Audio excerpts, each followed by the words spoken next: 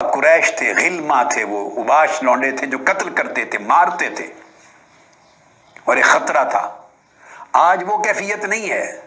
مگر آج صف بندی ہے، فرقہ بندی ہے، جس میں لوگ انتہاؤں کی طرف جا رہے ہیں اور خود انتہا پسندی کی وجہ سے نادانستگی میں حق کو چھوڑ رہے ہیں، ایمان کی دولت سے محروم ہو رہے ہیں۔ اب حافظ ابن حجر عسقلانی بیان کرتے ہیں کہ حضرت ابو ہریرہ رضی اللہ تعالیٰ عنہ، اس کو بیان کیا حافظ ابن حجر عسقلانی نے، اور امام ابن ابی شیبہ نے مصنف میں بیان کیا، اور حافظ ابن عسقلانی نے فتح الباری میں فرماتے ہیں کہ حضرت ابو ہریرہ رضی اللہ تعالیٰ عنہ بازاروں میں، مدینہ پاک کے بازاروں میں چلتے تھے۔ ان ابا ہریرہ کان یمشی فی السوق ویقول اللہم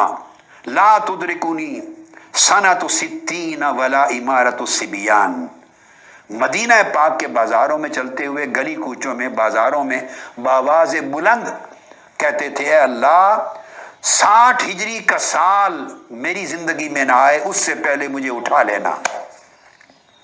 اور وہ دور حکومت میں اپنی آنکھوں سے نہ دیکھوں جب قریش کے اوباش نوجوانوں کی حکومت آ جائے۔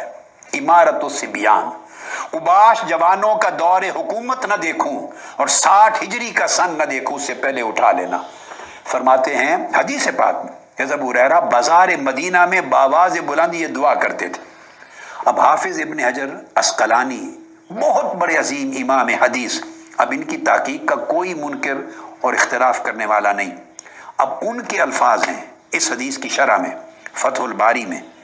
جلد 13 صفحہ 10، فرماتے ہیں وفی ھذا اشارۃ الی ان اول الاغیلمہ کان فی سنۃ 60۔ وہ فرماتے اس حدیث پاک میں واضح اشارہ ہے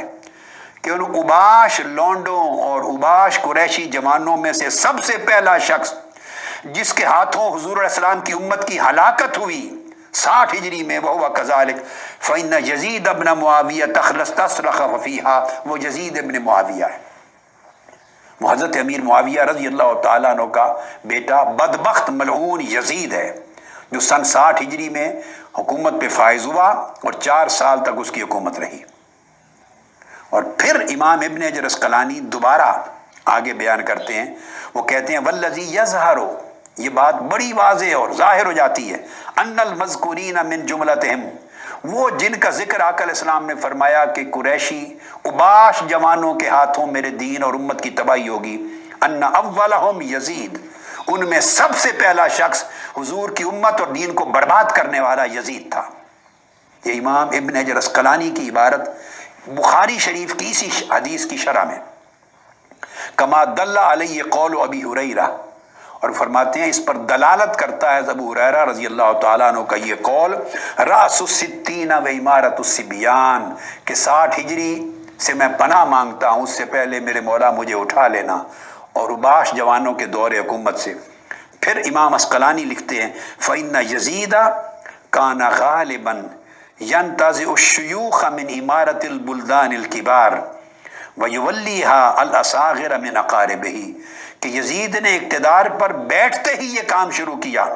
کہ جتنے اسلامی سلطنت کے بڑے بڑے شہر تھے ان میں بڑی عمر کے بزرگ،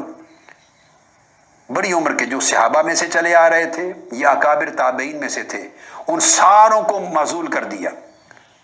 برطرف کر دیا ملازموں سے اور ذمہ داریوں سے، اور اپنے خاندان کے قریبی رشتہ داروں کے اوباش جوانوں کو، چھوٹے چھوٹے نوعمر جوانوں کو ان بڑے بڑے عہدوں پر، منصبوں پر فائز کر دیا۔ اپنے خاندان کے اور اپنے قریبی رشتہ داروں کے اوباش جوانوں کو، نوعمر لوگوں کو